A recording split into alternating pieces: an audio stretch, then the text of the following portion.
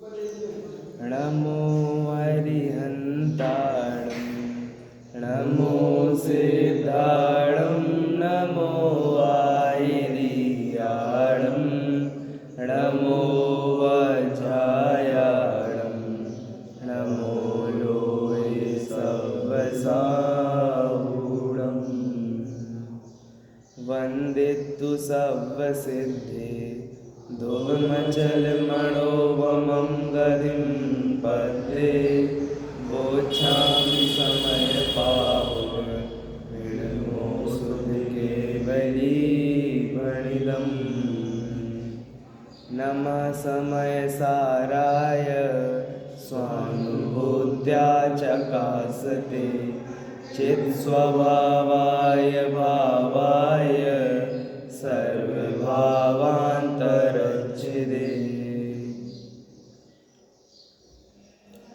समयसार परमागम में हमारी चर्चा स्याद्वाद अधिकार पर चल रही है। इसमें दो बातें आने वाली हैं। एक तो स्याद्वाद की शुद्धि, जिसमें वस्तु तत्व की व्यवस्था हम समझेंगे, और दूसरी बात उपाय उपयोग, ये वाली बात आने वाली है, जिसमें सर्वप्रथम हम स्याद्वाद का अर्थ समझ रहे थे। कल हमने अनेकांत का अर्थ समझा था दो प्रकार से अर्थ।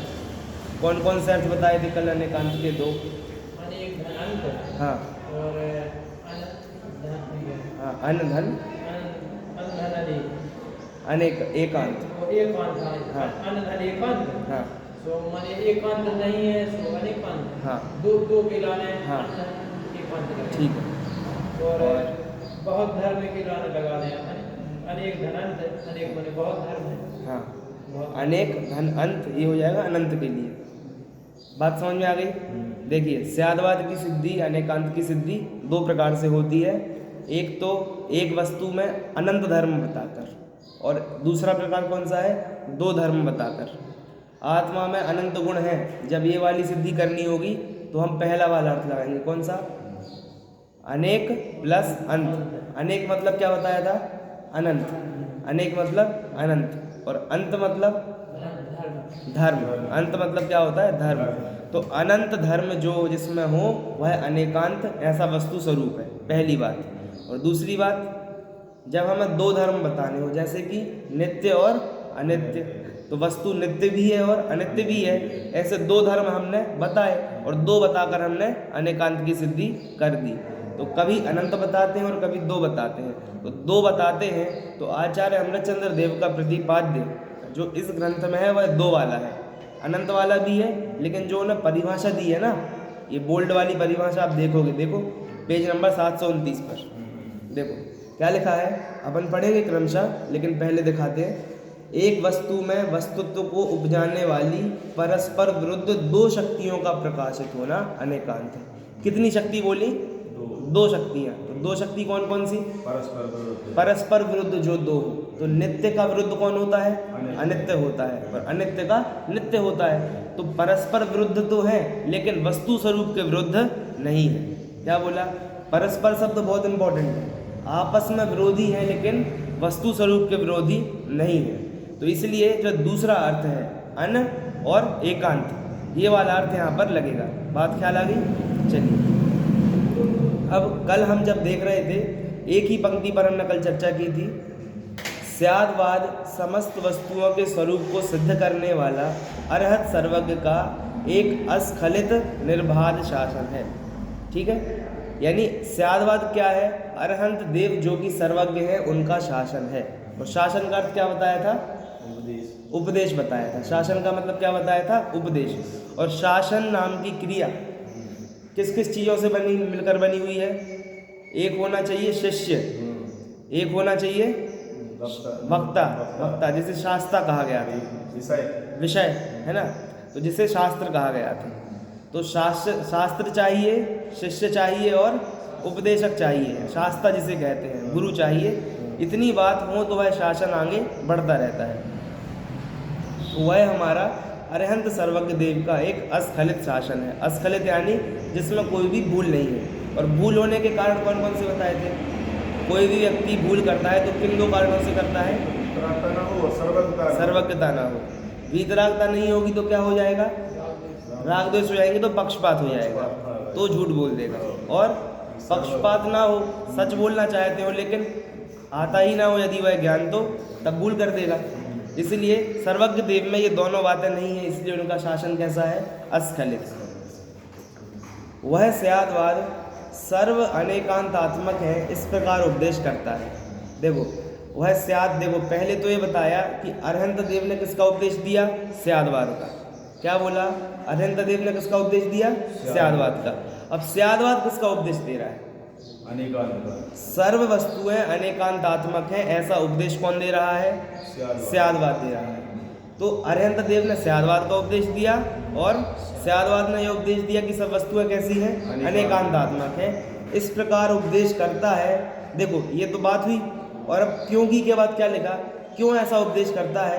क्योंकि समस्त वस्तुएं अनेकांत स्वभाव वाली हैं। देखो क्या बोल रहे हैं? उपदेश क्यों करता है वह ऐसा? सब वस्तुएं अनेकांतात्मक हैं, ऐसा उपदेश क्यों करता है स्याद्वाद? क्योंकि सब वस्तुएं वैसी हैं। देखो स्वरूप ही वैसा है, वस्तु का स्वरूप वैसा है, इसलिए उपदेश करता है। आप लोग ने दुनिया में देखा होगा, जैसे हम लोग हॉस्टल में पढ़ते हैं तो कोई बोलता है कि चलो चलो वहाँ पर बुलाया है सबको, तो कोई बोलता है किसने बोला? किसने बोला? तो उत्तर क्या देते हैं? मान लो प्राचार्य ने बोला, प्रिंसिपल ने बोला, तो बोलते चलो चलो फिर तो चलो, क्योंकि बात सही होगी, क्योंकि जब उनका नाम ले रहे हैं। और बोले ये अपना दोस्त बुला रहा है, तो बोलते आ रहा है अभी 5 मिनट में, 5 मिनट में 10 मिनट में आराम से आते हैं। तो बोल कौन रहा है? उससे अपने को उतनी उसकी महिमा आती है कि बोल कौन रहा है। तो वैसे ही आपने प्रवचनों में सुना होगा कि भाई यह बात किन्होंने बोली है? आचार्य देव ने बोली है। अरे आचार्य देव ने नहीं, सर्वज्ञ देव ने बोली है। और फिर वो एक लाइन और बोलते हैं कि सर्वज्ञ देव ने नहीं बोली, वस्तु स्वरूप ऐसा है। ऐसा सुना है ना? तो सर्वज्ञ देव से भी ऊपर किसे रखते हैं हम? वस्तु स्वरूप को। ऊपर रखने की बात नहीं है, वास्तव में सर्वज्ञ देव और वस्तु स्वरूप में अंतर क्या है? क्योंकि सर्वज्ञ देव जानते क्या है? जो वस्तु स्वरूप है। तो वस्तु स्वरूप तो रखा हुआ है, वह बोल नहीं सकता। बोल कौन सकते हैं? सर्वज्ञ देव बोल सकते हैं, जानकर बोल सकते हैं। इसलिए हम ऐसा बोलते हैं कि सर्वज्ञ देव ऐसा बोल रहे हैं। लेकिन उससे भी ऊपर प्रामाणिकता किसकी है? कि बोल नहीं रहे, ऐसा है इसीलिए बोल रहे हैं। क्या? वस्तु का स्वरूप ही वैसा, वस्तु का स्वरूप ऐसा है, इस बात में अधिक प्रामाणिकता है, ना कि सर्वज्ञ देव ने बोला इसलिए। और चूंकि अंतर दोनों में कुछ है नहीं। हाँ, ऐसा भी ले सकते हैं कि सर्वज्ञ देव तो कैसे? महावीर भगवान का शासन चल रहा है। अभी फिर क्या हो जाएगा? किन का शासन आ जाएगा? पंचम काल हो जाएगा, 21,000 वर्ष का, उतना उनका शासन है। महावीर भगवान का शासन कब तक चलेगा? पंचम काल के अंत तक। पंचम काल के बाद महावीर भगवान का शासन नहीं है। छठवें काल में उनका शासन नहीं है, लेकिन वस्तु स्वरूप तो तब भी है। छठवां काल हो गया, दोबारा जो छठवां काल आएगा, यानी पहला काल जिसे बोलेंगे, किसका? उत्सर्पिणी का पहला काल, वो आएगा, तब भी कोई तीर्थंकर नहीं होंगे। दूसरा काल आएगा जिसे हम पंचम काल कह रहे हैं, तब भी कोई तीर्थंकर नहीं होंगे। फिर जब तीसरा काल आएगा जिसे हम चौथा काल कह रहे हैं, अभी बात ख्याल में आ रही ना? उल्टी गिनती चलती है, तो जो 6 नंबर है अभी वो 1 नंबर हो जाएगा, जो 5 नंबर है वो 2 नंबर हो जाएगा, जो 4 नंबर है 3 नंबर हो जाएगा। सबसे पहले राजा शनेक का जीव बनेगा तीर्थंकर, महापद्म नाम करके, तो वे हो जाएंगे शासन नायक उस समय, जब तक उनका शासन चलेगा। तो उपदेशक तो समय समय पर होते रहते हैं, लेकिन वस्तु स्वरूप तो हमेशा एक सही है। जब राजा शनेक मतलब तीर्थंकर बने, हाँ, तो वे यहाँ से जैसे यहाँ पे काल चलो पंचम काल, हाँ, जैसे महावीर स्वामी लास्ट में ये टाइप का काल है उसमें, ऐसे ही टाइप का काल रहेगा। मतलब एक लोगों की बुद्धि 100 वर्ष की 70-100 हाँ, वगैरह, आयु बुद्धि सब ऐसे ही रहेगी, ऐसे ही रहेगी। और जैसे आपको बताएं, आदिनाथ भगवान का शासन कितना चला है? आदिनाथ भगवान का शासन चौथे काल का, वो तो उनकी आयु थी, वो तो उनकी आयु थी जब तक शासन। नहीं हुए, अजितनाथ भगवान हुई तब तक। और कब तक नहीं हुए? जब तक केवल ज्ञान। चौथा काल कब तक? कितने काल का है चौथा काल? एक कोड़ा कोड़ी सागर, 42,000 वर्ष कम, एक कोड़ा कोड़ी सागर। एक कोड़ा कोड़ी सागर का 50% से भी ज़्यादा काल आदिनाथ भगवान का रहा। क्या बोला? एक कोड़ा कोड़ी सागर का हुआ कौन सा काल? चौथा काल। तो उसमें से 1 लाख, एक कोड़ा कोड़ी का आधा करो तो 50 लाख कोड़ा कोड़ी, आधा करो, आधा करेंगे तो 50 लाख कोड़ा कोड़ी से अधिक काल तो आदिनाथ भगवान का शासन रहा। और इनके बाद जल्दी जल्दी बन जाए फिर मतलब, हाँ, शनेक के बाद फिर दूसरे 100 हाँ, हो जाए। तो जैसे पहले तीर्थंकर हुए आदिनाथ, इस बार उनका काल चला आधे से ज़्यादा। लेकिन जो उत्सर्पिणी में होंगे ना, उनका जल्दी हो जाएगा। चौक जैसे उल्टो चले तो चौक महावीर पारसनाथ हाँ ऐसे, लेकिन वो उल्टा अपन बोल रहे हैं। जैसे हमें अभी लग रहा है ना हम सीधे जा रहे हैं, तो जो जहाँ होता है उसको वही सीधा लगता है। तो ऐसे ही जब हम उस काल में पहुँचेंगे ना तो उनको लगेगा अभी तो हम वृद्धि कर रहे हैं, और ये काल कैसा है, हिरास का है जिसमें हम रह रहे हैं। तो बोलेंगे ये तो हिरास वाले थे, अपन तो वृद्धि वाले हैं, ऐसा बोलेंगे। तो शासन अपनी बात चल रही है कि शासन तो बदलता रहता है, नाम शासन नायक बदलते रहेंगे। हम भी महावीर जयंती दिवस क्यों मनाते हैं भाई? पार्श्वनाथ भगवान का भी तो जन्म कल्याणक आता है, वो तो इतने धूमधाम से नहीं मनाते। तो कहने का मतलब ये है, यह तो काल का जैसा प्रभाव होता है वैसा होता है, लेकिन वस्तु स्वरूप हमेशा एक सा ही है। जैसे कि कोई बालक होता है ना, तो बालक को अपने पिताजी सर्वज्ञ लगते हैं। वो अपने पिताजी से पूछता है कि पिताजी ये क्या है, तो पिताजी जो बोल देंगे वो मान लेगा चुपचाप, है ना, जब वह छोटा होता है। जैसे वो एक उदाहरण आप लोगों ने सुना ही है, कौन सा वाला, कि भाई एक गांव था, गांव में आज तक ऊँट नहीं आया था, ऊँट नहीं आया था। तो उस पिताजी ने भी नहीं देखा और बच्चे ने भी नहीं देखा। तो उन्होंने, एक बच्चे ने पूछा पिताजी पिताजी ये क्या है, तो पिताजी ने क्या बोला, पिताजी ने क्या बोला, ये ऐसा ही होता है। उनको ऊँट पता नहीं था, उनने क्या बोला, बेटा ये ऐसा ही होता है। तो उन्होंने बोला ठीक है भाई, पापा जी ने बोला है कि ये तो ऐसा ही होता है, तो ऐसा ही होता है। फिर उसने पूछा ये टन टन की आवाज़ आ रही इसके गले में, गले से टन टन की आवाज़ आ रही, तो पिताजी ये क्या बंधा है इसके गले में? तो उन्होंने बोला जो ऐसा ही होता है उसके गले में ऐसा ही होता है। क्या बोला, जो ऐसा होता है ना, ऊबड़ खाबड़ जैसा दिखता है, इसके गले में एक ऐसा ही बंधा होता है, तो ये ऐसा ही है। तो वो अपने पिताजी की बात मान लेता है। तो न पिताजी ने देखा और न वो शिष्य जो है, मतलब बालक है, तो ना उपदेशक को ख्याल है वहाँ पर कि वस्तु स्वरूप क्या है, और ना सुनने वाले को ख्याल है। इसलिए वहाँ पर वस्तु व्यवस्था तो सही है, ऊँट खराब नहीं हो गया, लेकिन शासन करने वाला यानी उपदेश करने वाला व्यक्ति सर्वज्ञ नहीं है, अथवा पक्षपात से रहता है। वो चाहते तो ये भी बोलते थे हमें नहीं पता, लेकिन अब भाई अपने वाले बच्चे से ऐसा बोल रहे हैं हमें नहीं पता, तो फिर क्या इज्जत रह गई, इसलिए उन्होंने बोल दिया। तो कहने का मतलब ये है कि वस्तु स्वरूप तो उनके बोलने से बिगड़ नहीं गया, है ना।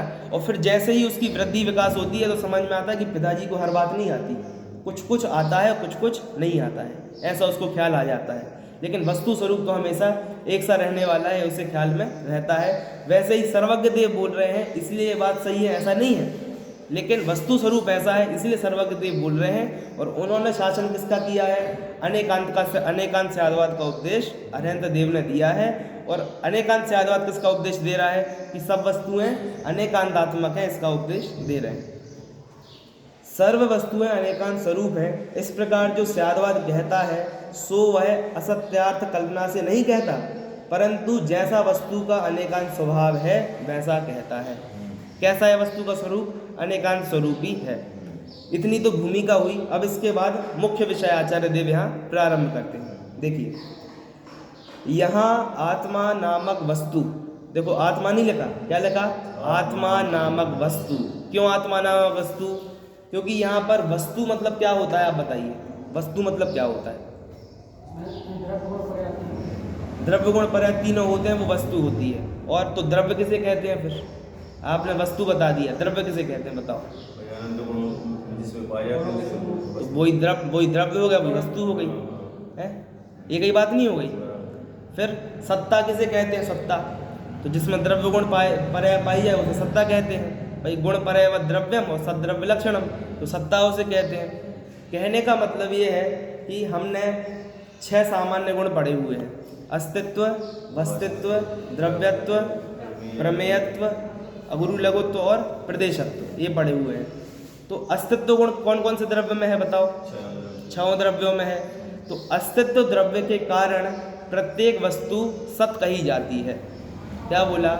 अस्तित्व गुण के कारण प्रत्येक वस्तु क्या कही जाती है, सत कही जाती है। अस्तित्व गुण का कार्य क्या है, होना, होने रूप अपने द्रव्य को रखना, ये अस्तित्व गुण का कार्य है। तो अस्तित्व गुण के कारण प्रत्येक द्रव्य क्या कहलाता है, सत। ठीक है, दूसरा गुण कौन सा है, वस्तुत्व। तो वस्तुत्व की परिभाषा क्या है बताओ जरा? जिस शक्ति के कारण द्रव्य में मतलब प्रयोजनभूत कार्य होता है। प्रयोजनभूत कार्य होता है। प्रयोजनभूत कार्य क्या है? वह द्रव्य अपनी पर्यायों को करता रहे, अपनी पर्यायों को करता रहे मतलब वस्तु स्वरूप नष्ट ना हो जाए। वस्तु स्वरूप नष्ट ना हो जाए मतलब जैसे जीव द्रव्य है तो उसके सभी द्रव्य अपने सुचारू रूप से कार्य करते रहे। ज्ञान गुण का कार्य चलता रहे, है ना। और पुद्गल है तो रस गुण का कार्य चलता रहे, स्पर्श गुण का कार्य चलता रहे, यही प्रयोजन है उसका। प्रयोजन यानी कोई सुखी होने वाली बात वहाँ नहीं है। वहाँ कौन सी बात है? वस्तुत्व उसका बना रहे। तो वस्तुत्व गुण के कारण उसी चीज को हम वस्तु कहते हैं। क्या बोला? अस्तित्व गुण के कारण जिसे हम सत कहते हैं, वस्तुत्व गुण के कारण उसे ही वस्तु कहते हैं। फिर द्रव्यत्व गुण के कारण हम उसी वस्तु को द्रव्य कहते हैं। क्या समझ में आया? वस्तुत्व गुण है तो उसी चीज को क्या बोल देते हैं? वस्तु कह देते हैं। द्रव्यत्व गुण है तो उसे ही क्या कह देते हैं? द्रव्य कह देते हैं। अस्तित्व गुण है तो क्या कह देते हैं? सत कह देते हैं। तो कुल मिलाकर बात एक ही है। तो आत्मा नामक वस्तु, तो आत्मा नामक वस्तु में द्रव्य भी है, गुण भी है और पर्याय भी है। तो आत्मा नामक वस्तु को ज्ञान मात्रता का उपदेश करने पर भी स्यादवाद का कोप नहीं है, क्योंकि ज्ञान मात्र आत्म वस्तु के स्वयमेव अनेकांतात्मकत्व है। क्या बोला? कि आत्मा तो कैसी है? अनेकांत स्वरूप है। हर वस्तु कैसी है? अनेकांत स्वरूप है। पहले हमने ऐसा बोला, और वस्तु स्वरूप भी ऐसा ही है। लेकिन आचार्य देव क्या बोल रहे हैं कि आत्मा कैसी है? केवल ज्ञान मात्र है, ओनली ज्ञान मात्र है। तो जब हम ऐसी बात बोलेंगे तो स्यादवाद को गुस्सा ना आ जाए। गुस्सा क्यों ना आ जाए? क्योंकि जो बात हम बोल रहे हैं, यदि तुम वैसी बात बोलोगे तो हम तुमसे खुश रहेंगे, लेकिन यदि हमसे विरुद्ध गए तो गुस्सा आ जाएगा। तो वैसे ही यहाँ बोल रहे हैं कि भाई अनेकांत का कहना क्या है कि वस्तु तो अनेकांत स्वरूप है, लेकिन हम यहाँ क्या बोल रहे हैं कि ज्ञान मात्र है। तो हमने जब ऐसा बोला कि वस्तु ज्ञान मात्र है तो स्यादवाद को कोई कोप नहीं हुआ। कोप मतलब गुस्सा, क्रोध नहीं आया। तो स्यादवाद को, अनेकांत को गुस्सा नहीं आता। कब गुस्सा नहीं आता? जब हम वस्तु को ज्ञान मात्र बोल दें तब भी। क्यों नहीं आता उसका उत्तर आगे देंगे। इतनी बात क्लियर हो गई? उसको कोप नहीं है। वहाँ अनेकांत का ऐसा स्वरूप है, जो वस्तु तत् है वही अतत है। देखो भंग है ना 14, वो आ रहे हैं। फिर जो वस्तु एक है वही वस्तु अनेक है, जो सत है वही असत है, जो नित्य है वही अनित्य है। इस प्रकार एक वस्तु में वस्तुत्व की उपजाने वाली परस्पर विरुद्ध दो शक्तियों का प्रकाशित होना अनेकांत है।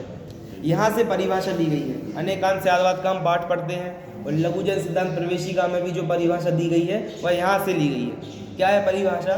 कि एक वस्तु में वस्तुत्व को उपजाने वाली परस्पर विरुद्ध दो शक्तियों का प्रकाशित होना अनेकांत है। तो इतना तो हमें ख्याल में आ गया कि परस्पर विरुद्ध दो शक्तियों का प्रकाशित होना। लेकिन जो पहले बोला एक वस्तु में वस्तुत्व को उपजाने वाली, इसका अर्थ क्या हुआ? तो एक वस्तु में वस्तुत्व को उपजाने वाली कहने का मतलब ये है कि कोई भी वस्तु, हमने अभी क्या बताया था, कोई भी वस्तु कब कहलाती है? जब उसमें क्या हो? वस्तुत्व गुण हो।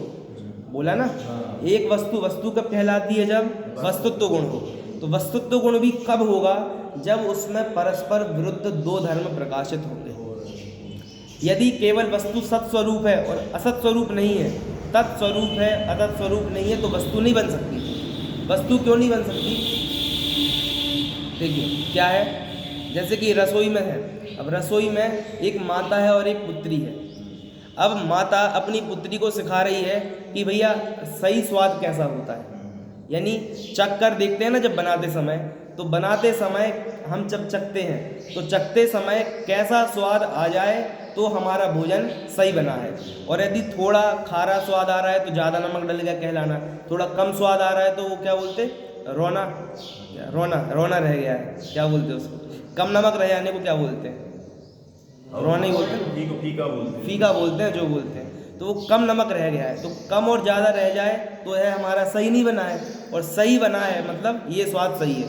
तो आप मुझे ये बताओ कि अब पहली बार पुत्री ने भोजन बनाया तो स्वाद चख कर देखा, तो स्वाद चखा तो बोला ये सही नहीं है।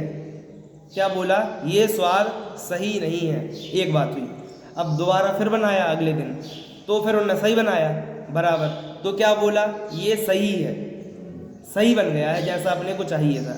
तो अब दो बातें हो गई। एक बार क्या बोला? ऐसा नहीं है, और दूसरी बार क्या बोला? ऐसा सही बन गया है। ठीक है। अब मुझे ये बताओ, जो स्वाद है वो तो वही है। क्या? जो स्वाद है वस्तु स्वरूप का, यानी वह जो चीज़ बन रही है ना, उसका स्वाद जो होना चाहिए वो तो वही है। लेकिन एक बार में हम क्या बोलते हैं कि ऐसा नहीं है, और दूसरी बार में क्या बोलते हैं? ऐसा सही है। तो हमको जो चाहिए वह बन जाए तो हम क्या बोलेंगे, ऐसा सही है, और ऐसा ना बने तो क्या बोलेंगे, ऐसा नहीं है, और थोड़ा प्रयास करो। तो अब जो सही स्वाद है वो तो वही है, लेकिन कभी बोलते हैं ऐसा है और कभी बोलते हैं ऐसा नहीं है। तो वैसे ही यहाँ बता रहे हैं, अब आप बताओ वह जो चीज़ बनी है उसमें कौन कौन सा गुण हुआ। एक तो जो रस गुण है वो तो है ही, जो उसका स्वरूप है, जो स्वाद है वो तो है ही, लेकिन हम क्या बोलते हैं, ऐसा ही है। तो एक और गुण उसमें कौन सा डाल दिया, तत्। तत् समझने वाले ना, तत् यानी होता है ऐसा है, और अतत यानी क्या होता है, ये नहीं है, ये है और ये नहीं है, ये तत् और अतत का स्वरूप है। ठीक है, तो अब हमने जब स्वाद चखा तो स्वाद है, वो तो रसगुण है, लेकिन हमने साथ में क्या बोल दिया, ऐसा है तत्। तो ऐसा है ये क्या हो गया, तत् हो गया, और अन्य नहीं है ये क्या हो गया, अतत हो गया।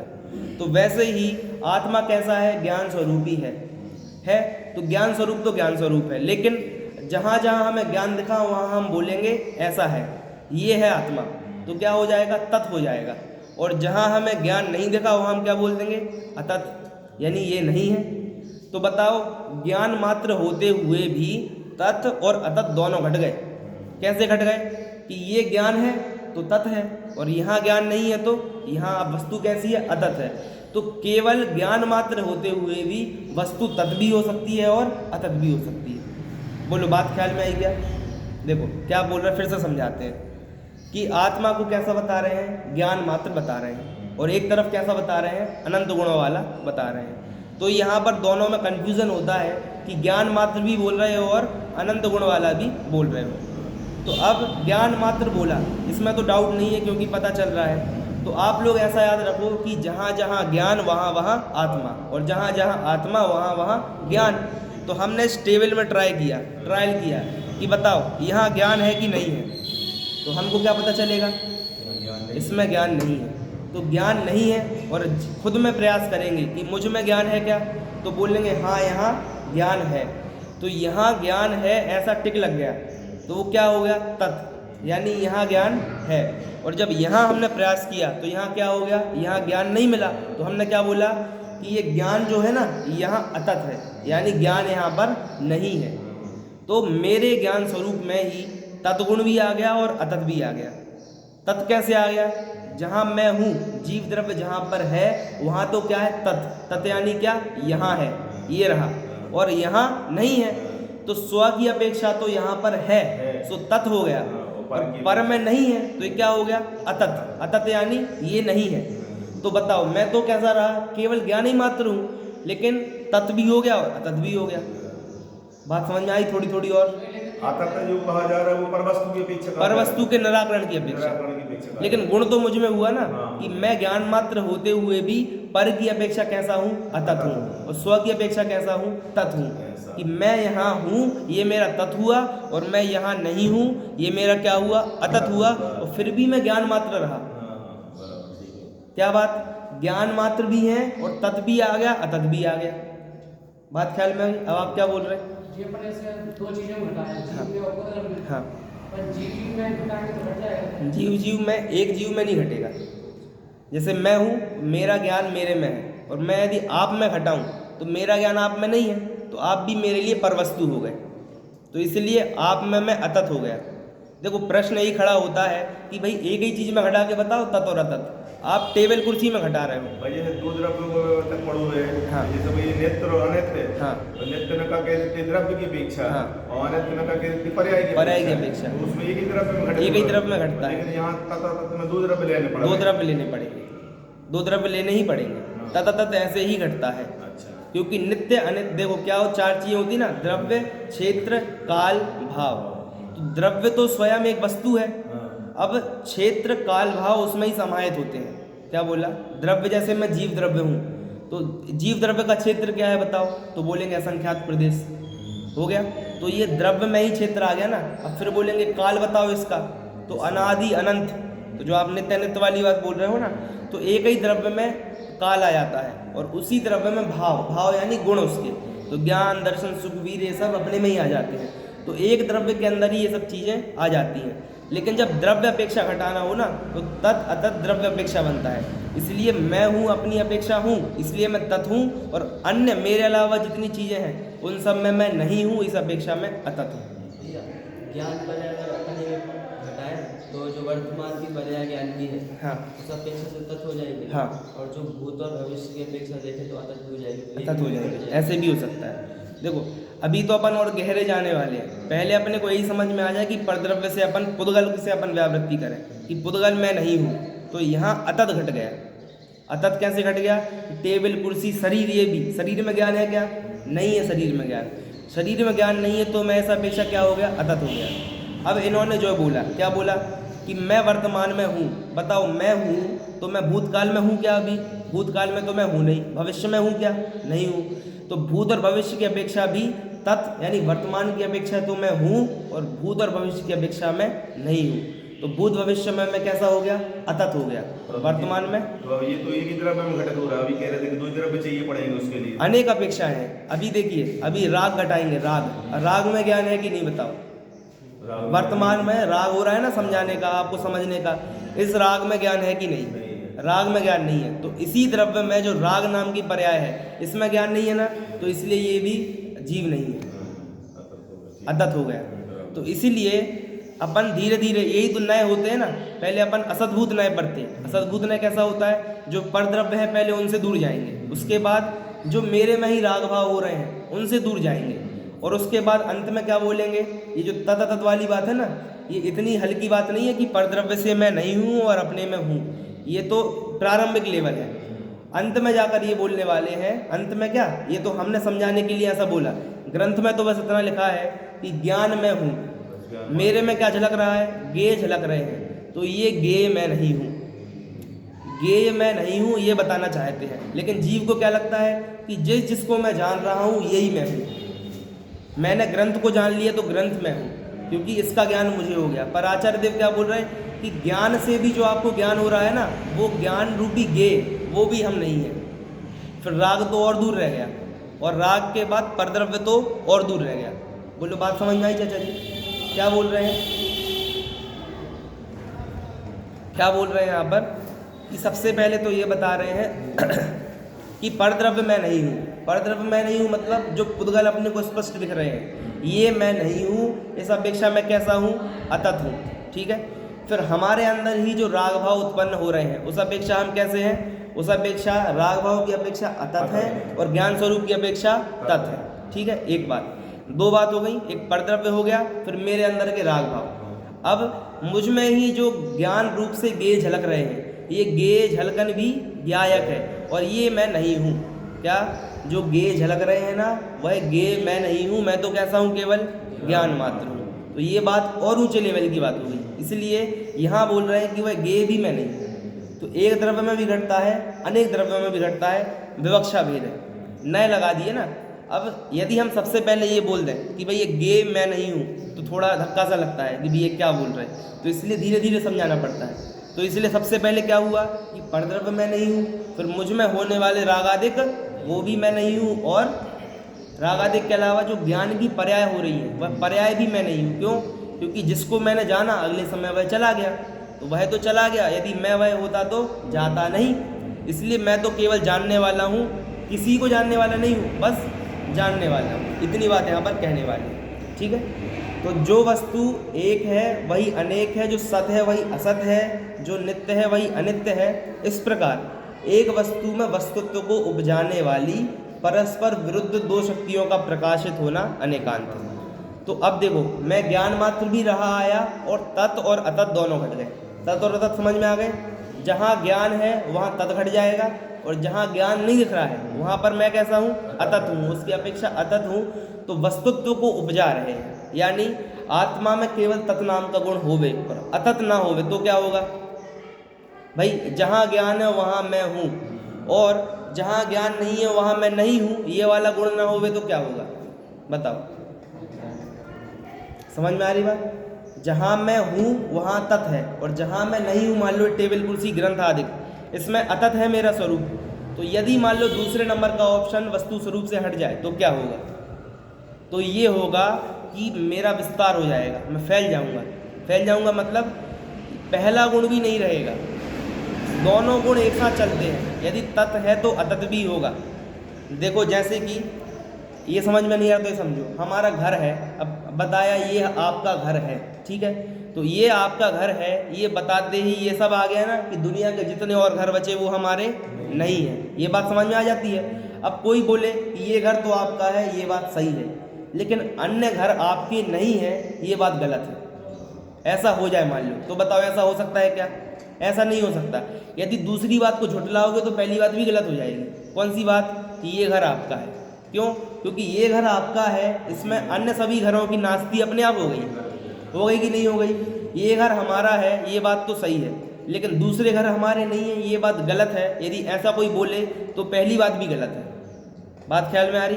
क्या बोल रहे हैं? दोनों बातें एक साथ चलती हैं। तो उसी प्रकार ज्ञान मेरा स्वरूप है, ये बात आई, तो जो ज्ञान मैं नहीं है वे सब मैं नहीं हूँ, ये बात भी उसी में शामिल है। बस हमारे कहने में हम एक समय में एक ही बात बोल पाएंगे। क्या बोल पाएंगे?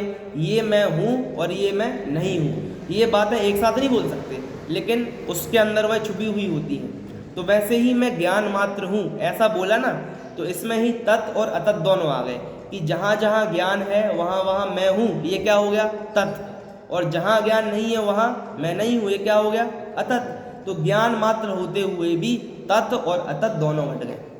ठीक है, तो इसीलिए वस्तु अनेकांत स्वरूप भी है और ज्ञान मात्र भी है।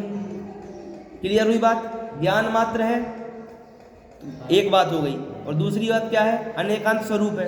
तो ज्ञान मात्र होते हुए भी वस्तु अनेकांत स्वरूप हो सकती है। और जब हम कभी बोलें कि ये वस्तु तो ज्ञान मात्र है, तो अनेकांत को कोप नहीं है। कोप नहीं यानी गुस्सा नहीं आता है, गुस्सा यानी उससे विरुद्ध नहीं गई बात। आप जो कह रहे थे वही बात हम बोल रहे हैं। क्या बोल रहे थे? आप अनेकांत स्वरूप बोल रहे थे, हम ज्ञान मात्र बोल रहे हैं। तो कहने का अंतर है, बात तो एक ही है। इतनी बात यहाँ पर है। इस प्रकार एक वस्तु में वस्तुत्व को उपजाने वाली, तो तत् और अतत् दोनों मिलकर क्या करते हैं? वस्तुत्व को उपजाते हैं। लड़ाई नहीं करते, दोनों मिलकर क्या करते हैं? वस्तु को खड़ा करते हैं, यानी वस्तु बनाए रखते हैं। उपजाने वाली परस्पर विरुद्ध दो शक्तियों का प्रकाशित होना अनेकांत है। ठीक है, इतनी बात हुई। अब इसके बाद इस पैराग्राफ में जो भी बात रह गई है वह 14 भंगों को समझाया गया है। 3 जगह इन भंगों को समझाया गया। कल बताया था 3 जगह कौन कौन से? एक तो इस पैराग्राफ में, फिर एक एक करके जो पॉइंट्स आएंगे वहाँ पर, और तीसरा कहाँ पर? कलशों में बताएंगे। तो इसलिए इतनी बात जब हम क्या कैसे पढ़ेंगे? तीनों को क्रमशः पढ़ेंगे। यानी जब तत् की बात आएगी तो तीनों को एक साथ पढ़ेंगे। ये वाली बात, पॉइंट वाली बात और कलशों वाली बात एक साथ पढ़ेंगे। तो आप नीचे आ जाइए, प्रश्न जो दिया हुआ है वहाँ पर आ जाइए नीचे 729 पेज पर। प्रश्न क्या दिया हुआ है? यदि आत्म वस्तु को ज्ञान मात्र होने पर भी स्वयमेव अनेकांत प्रकाशता है, तब फिर अरहंत भगवान उसके साधन के रूप में अनेकांत का उपदेश क्यों देते हैं? यहाँ ये बोल रहे हैं कि अनेकांत का उपदेश किसने दिया? अरहंत देव ने, सर्वज्ञ देव ने। और अनेकांत क्या उपदेश दे रहा है? कि सब वस्तुएं अनेकांत स्वरूप हैं। तो जब वस्तु स्वरूप ऐसा है तो अरहंत भगवान ने उपदेश क्यों दिया? प्रश्न क्या कर रहे हैं? जब वस्तु स्वरूप ऐसा है तो हम जान लेंगे, आप उपदेश क्यों दे रहे हो? ठीक है, तो उसका उत्तर क्या दे रहे हैं देखिए अगले पेज पर। प्रश्न एक बार और समझ लीजिए। देखो प्रश्न ये है, यदि आत्म वस्तु को ज्ञान मात्र होने पर भी स्वयमेव अनेकांत प्रकाशता है, यानी वस्तु कैसी है? अनेकांत स्वरूप है। ऐसा कौन बता रहा है? अनेकांत बता रहा है। और अनेकांत का उपदेश किसने दिया है? अरहंत भगवान ने। तो परंपरा समझ गए आप। अरहंत देव ने किसका उपदेश दिया? अनेकांत का। और अनेकांत किसका उपदेश दे रहा है? कि वस्तु अनेकांत स्वरूप है। तो यहाँ ये बोल रहे हैं कि जब वस्तु स्वरूप को ही बता रहा है, अनेकांत ही बता रहा है कि वस्तु कैसी है? अनेकांत स्वरूप है, तो फिर भगवान ने अनेकांत का उपदेश क्यों दिया? क्योंकि वस्तु ही स्वरूप ऐसा है। ठीक है ना भाई? कोई बात स्पष्ट दिख जाए तो बोलेंगे आप क्यों बता रहे हो, वो तो हमें दिख ही रहा है। तो इसलिए उसका उत्तर दे रहे हैं कि अज्ञानियों के ज्ञान मात्र आत्म वस्तु की प्रसिद्धि के लिए उपदेश देते हैं, ऐसा हम कहते हैं। क्या बोल रहे हैं? कि अज्ञानियों को ऐसा दिखता नहीं है। आप भले ही बोल रहे हो कि वस्तु स्वरूप ऐसा है, सामने दिख रहा है, फिर भी आप उपदेश क्यों दे रहे हैं? तो बोल रहे भैया जिनको नहीं दिख रहा है उनके लिए दे रहे हैं। क्या बोल रहे हैं?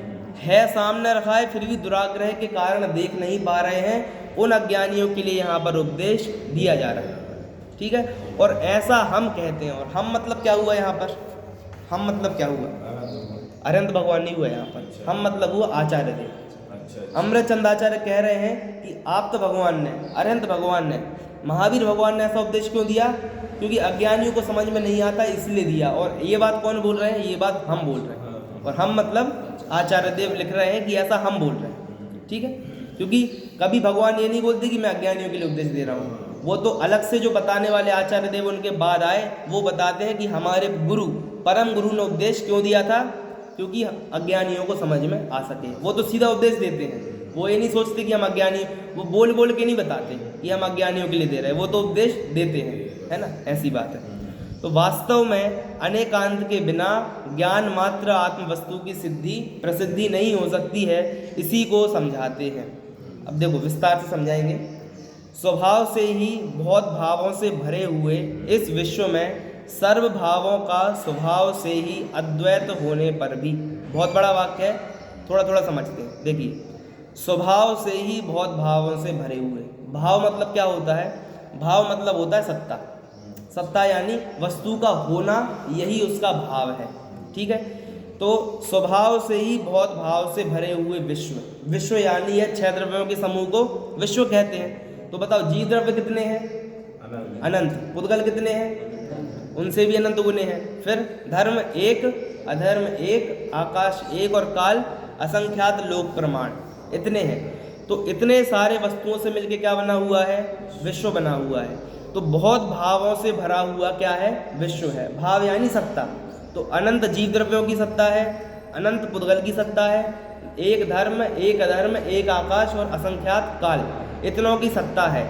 तो इस विश्व में सर्व भावों का स्वभाव से ही अद्वैत होने पर, अद्वैत क्या होता है, अद्वैत मतलब,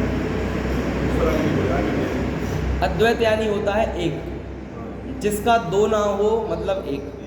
तो जो दो ना हो वो एक होता है, अद्वैत मतलब एक। तो सामान्य अपेक्षा देखो तो सब वस्तुएं हैं, जीव भी कैसा है, पुद्गल भी कैसा है। तो सत्ता अपेक्षा सभी द्रव्य कैसे हैं, समान है। तो इसलिए सब भावों का स्वभाव से अद्वैत होने पर, यानी स्वभाव की अपेक्षा अलग अलग नहीं है, सब कैसे हैं, एक से हैं। कैसे एक से हैं, कि सबका अस्तित्व है, इस अपेक्षा वे सभी कैसे हैं, एक से हैं। फिर ऐसा है तो क्या करेंगे, द्वैत का निषेध करना अशक्य होने से। द्वैत का निषेध मतलब अलग अलग सत्ता है। देखिए, एक होती है महासत्ता, महासत्ता यानी जितने द्रव्य हैं वे सभी हैं, ये तो क्या होती है, महासत्ता। लेकिन आप भी हो, मैं अलग हूँ, आप अलग हो, ऐसा जो अलग अलग देखा जाए कौन सी सत्ता होती है, अवान्तर सत्ता, एक एक को देखना। तो हम सब अलग अलग भी हैं और एक भी हैं। कैसे एक है, कि हम सभी हैं, इस अपेक्षा हम सब कैसे हैं, समान हैं। और आप अपने में हो, मैं अपने में हूँ, आप अपने में हो, ये क्या है, ये हमारी भिन्नता है। और हम सभी हैं, इसमें क्या है, हमारी समानता है। तो हम सभी समान भी हैं और अलग अलग भी हैं। हो गई बात इतनी क्लियर। तो बहुत भावों से भरा हुआ यह विश्व है, यह कैसा है, अद्वैत है। अद्वैत यानी सब एक से हैं। ये बात क्या हो गई, ये तो अद्वैत हो गया, सेम हो गया। लेकिन द्वैत का निषेध करना अशक्य होने से समस्त वस्तुओं में वस्तु स्वरूप में प्रवृत्ति और पर रूप से व्यावृत्ति, इन दोनों भावों से अध्यासित है। इसका मतलब सामान्य भाषा में ये हुआ कि आप भी हो, मैं भी हूँ, वो भी है, सब हैं। इस अपेक्षा से हम सब कैसे हैं, समान हैं। लेकिन मैं अपने में हूँ और आप में नहीं हूँ, तो इस अपेक्षा हम आपसे अलग हो गए। आप हो, मुझ में नहीं हो, तो इस रूप से हम क्या हो गए, अलग हो गए। तो स्वरूप से होना और पर रूप से नहीं होना, ये दोनों गुण पाए जाते हैं। क्या बोला, स्वरूप से मैं हूँ और पर रूप से मैं नहीं हूँ, इस अपेक्षा द्वैत है। द्वैत यानी अलग अलग पना। और सभी जीव द्रव्य हैं, सभी पुद्गल द्रव्य हैं और सब द्रव्य हैं। तो है ये सब की क्या हो गया, यह सामान्य रूप से अद्वैत हो गया। अद्वैत यानी अंतर कोई नहीं है, आप भी हो और मैं भी हूँ, ये अद्वैत हो गया। और आप अपने में हो, मुझ में नहीं हो, मैं अपने में हूँ और आप में नहीं हूँ, ये क्या हो गया, ये द्वैत हो गया। तो इसीलिए समस्त वस्तुएं कैसी हैं, स्वरूप में तो प्रवृत्ति है, यानी स्वरूप में तो है, और पर रूप से व्यावृत्ति, व्यावृत्ति यानी अलग, पर से अलग है, ऐसे भावों में अध्यासित है। अध्यासित यानी ऐसे वस्तु का स्वरूप है। ऐसा जाना जाता है। अर्थात समस्त वस्तु स्वरूप में प्रवर्तमान होने से और पर रूप से भिन्न रहने से प्रत्येक वस्तु में दोनों भाव रह सकते हैं। कौन कौन से दोनों भाव? तत् और अतत्। स्वरूप से है और पर रूप से नहीं है। वहाँ अब देखो पहला पॉइंट पढ़ते हैं। वहाँ जब यह ज्ञान मात्र भाव कौन है? आत्मा। भाव मतलब क्या बताया अभी? भाव मतलब बताया सत्ता। क्या बताया? भाव मतलब परिणाम मत लेना कि हमें तो शुभ भाव आ रहा है अशुभ भाव, वो नहीं। भाव मतलब क्या? सत्ता। तो ज्ञान मात्र सत्ता कौन है? जितने जीव द्रव्य हैं वे सब कैसे हैं? ज्ञान मात्र सत्ता वाले हैं। ठीक है, तो ज्ञान मात्र भाव ऐसा आत्मा शेष यानी बाकी के भावों से, बाकी के भाव यानी जितने भी द्रव्य अन्य रह गए, उन भावों से निज रस के भार से प्रवर्तित ज्ञाता ज्ञेय संबंध के कारण अनादि काल से ज्ञेयों के परिणमन के कारण ज्ञान तत्व को पर रूप मानकर अज्ञानी होता है। क्या बोला? मैं ज्ञान मात्र हूँ और मुझ में ज्ञेय झलकते हैं। तो मुझ में जो ज्ञेय झलकते हैं, तो बताओ इंद्रियों से कौन से ज्ञेय जाने जा सकते हैं? इंद्रियां है ना, तो कौन सा द्रव्य इंद्रियों के द्वारा जाना जा सकता है? 6 द्रव्य हैं, तो कौन सा द्रव्य जान सकते हैं? पुद्गल मात्र जान सकते हैं। क्यों? क्योंकि स्पर्श रस गंध वर्ण किस में होते हैं? पुद्गल में होते हैं। और इंद्रियों का विषय भी क्या है? स्पर्श रस गंध वर्ण शब्द को ग्रहण करना, ये किसका विषय है? इंद्रियों का विषय है। तो मैं किसको जानता हूँ? पुद्गल को जानता हूँ। तो पुद्गल क्या हो गया? ज्ञेय हो गया। और मैं कैसा हो गया? ज्ञायक हो गया। तो पुद्गल आदि द्रव्य कैसे हैं? ज्ञेय हैं। और मैं कैसा हूँ? ज्ञान हूँ। तो ज्ञायक हूँ, तो जीव द्रव्य को ऐसा लगता है कि मेरे ज्ञान में जो झलक रहे हैं ना ये ज्ञेय पदार्थ, ये मैं ही हूँ। क्या लगता है? यह जो ज्ञेय पदार्थ झलक रहे हैं ये मैं हूँ। तो ये क्या हो जाती है? ये भूल हो जाती है। ज्ञेय झलकते हैं, वे पर्याय में झलकते हैं, अगले समय रहते नहीं हैं। और अगले समय रहते नहीं है तो वे मैं कैसे हो सकता हूँ? मैं तो अनादि से हूँ और अनंत काल तक रहूँगा। तो अनादि अनंत रहने वाला एक समय मात्र कैसे हो सकता है? इतनी बात यहाँ पर कह रहे हैं। तो आप लोगों ने 4 बुद्धि पढ़ी हुई है, कौन कौन सी जो अज्ञानी को होती है? कर्तृत्व बुद्धि, भोक्तृत्व बुद्धि और ऊपर की 2 बताओ। एकत्व बुद्धि, ममत्व बुद्धि। ये 4 बुद्धियां तो हम सभी जानते हैं, लेकिन एक और बुद्धि होती है। कौन सी? बताई थी एक बार। ज्ञातृत्व बुद्धि। कौन सी बुद्धि? ज्ञातृत्व बुद्धि। यानी कोई ये समझे कि मुझे ज्ञान किसके कारण से हो रहा है? ज्ञेयों के कारण से ज्ञान हो रहा है। तो ज्ञेयों के कारण से ज्ञान हो रहा है, ये व्यक्ति की ज्ञातृत्व बुद्धि है। ये उस जीव की भूल है। ज्ञेयों के कारण ज्ञान नहीं होता, ज्ञान से ही ज्ञान होता है। तो जो अपने आप को ज्ञेयों के अधीन माने कि भैया हमारे पास ग्रंथ नहीं होता तो हम कैसे पढ़ पाते? मान लो फुटेरा में ये समयसार ग्रंथ नहीं होता तो इसमें प्रवचन कैसे हो पाते? इसको हम जान कैसे पाते?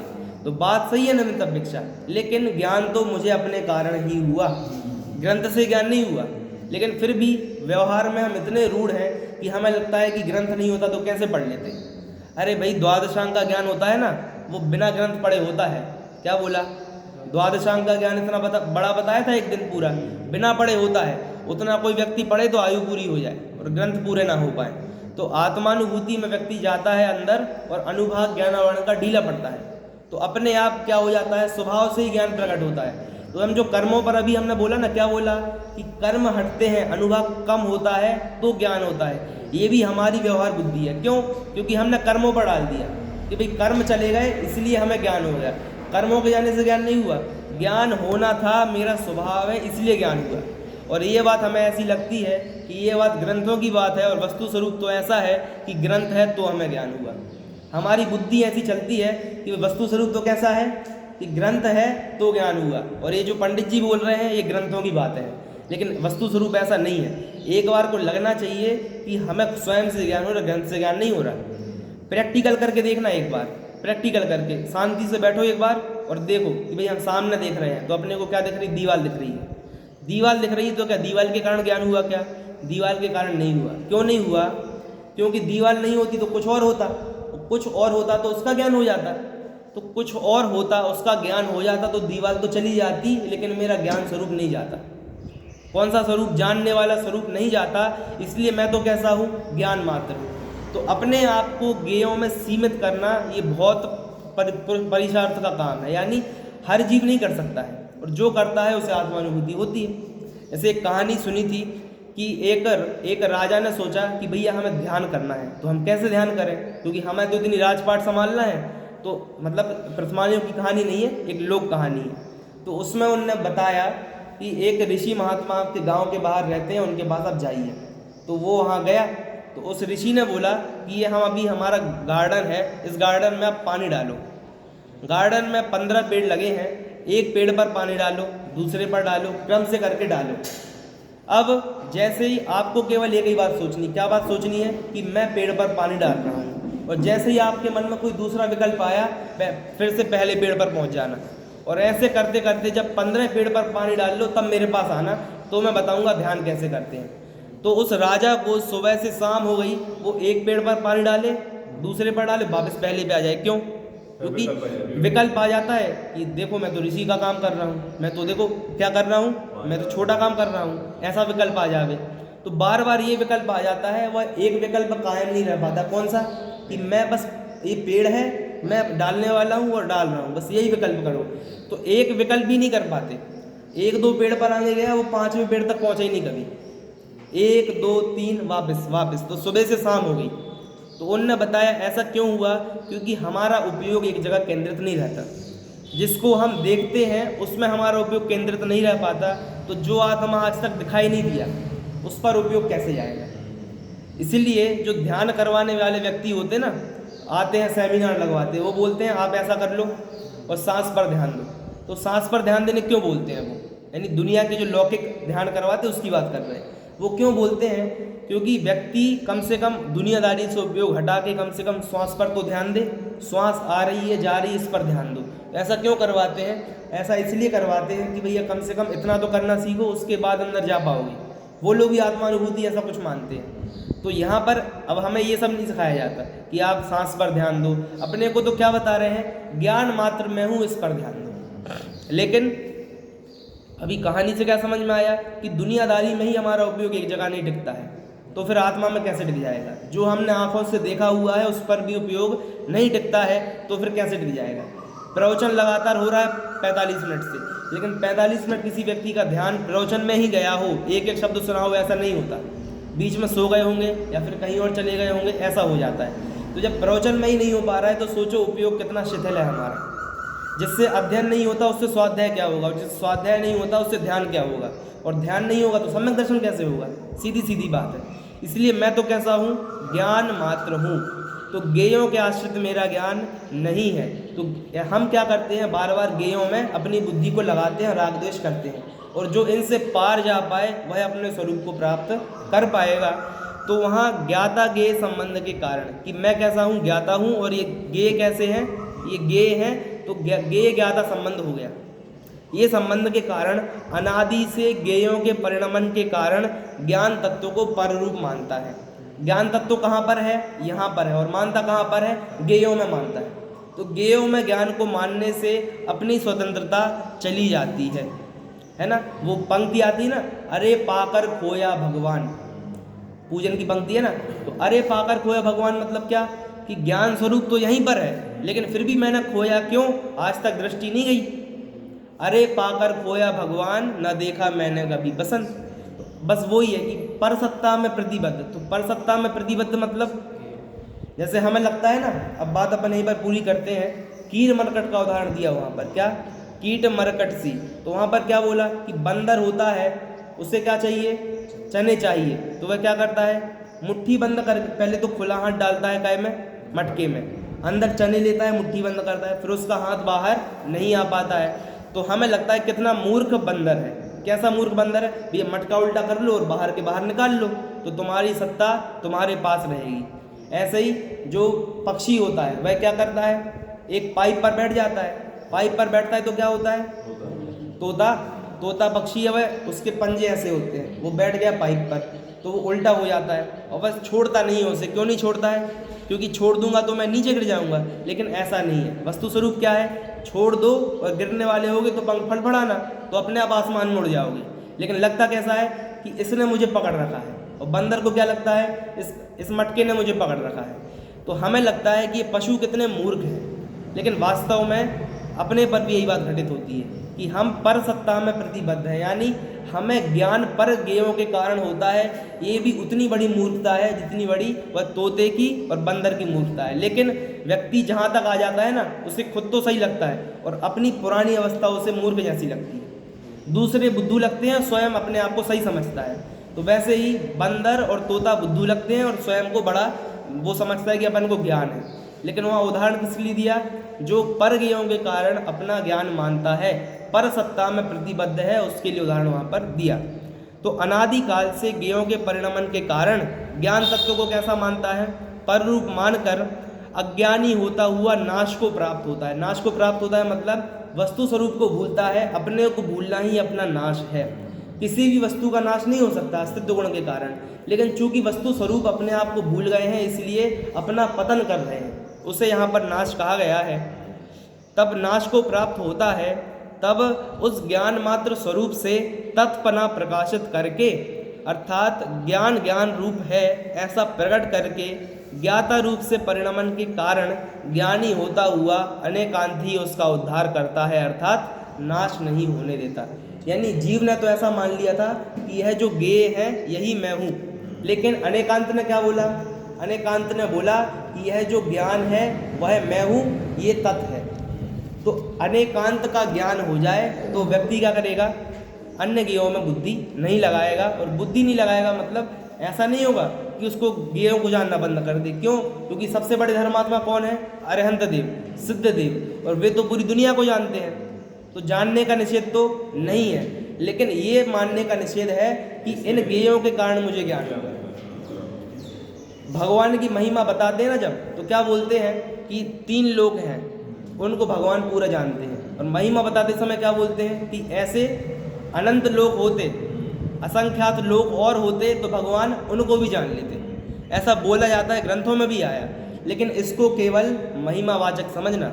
वस्तु स्वरूप तो कैसा है कि लोक एक ही है और एक ही को जानते। वस्तु स्वरूप ये है। क्यों?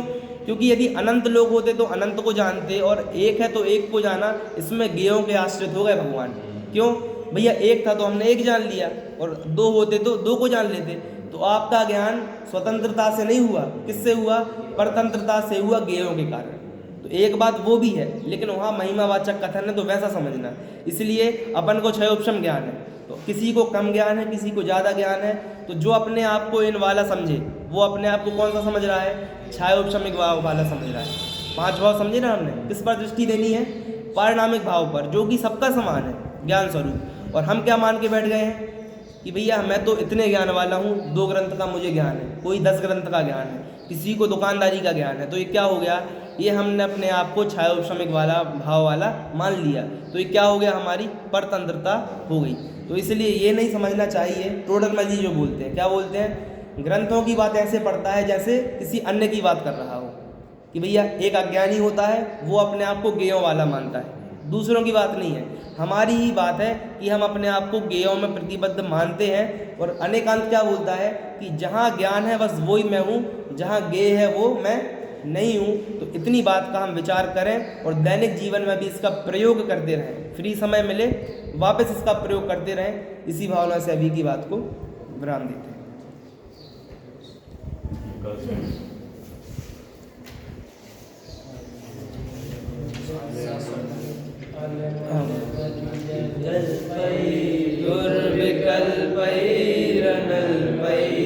दुर्विकल्पैरनल्पैरयमिह परमार्थश्चेत्यतां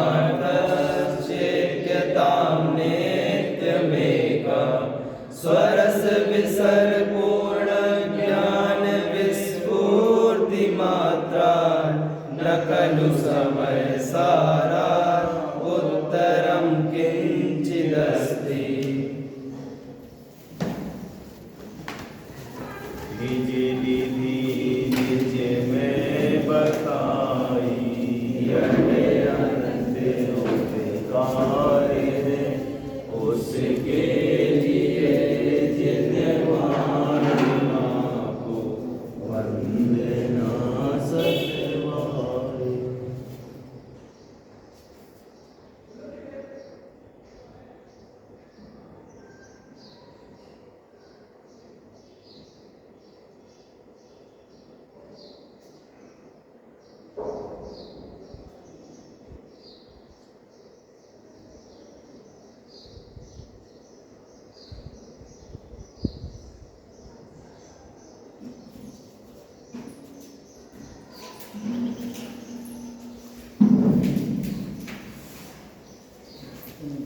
गोस्वामी जिनवाणी माता की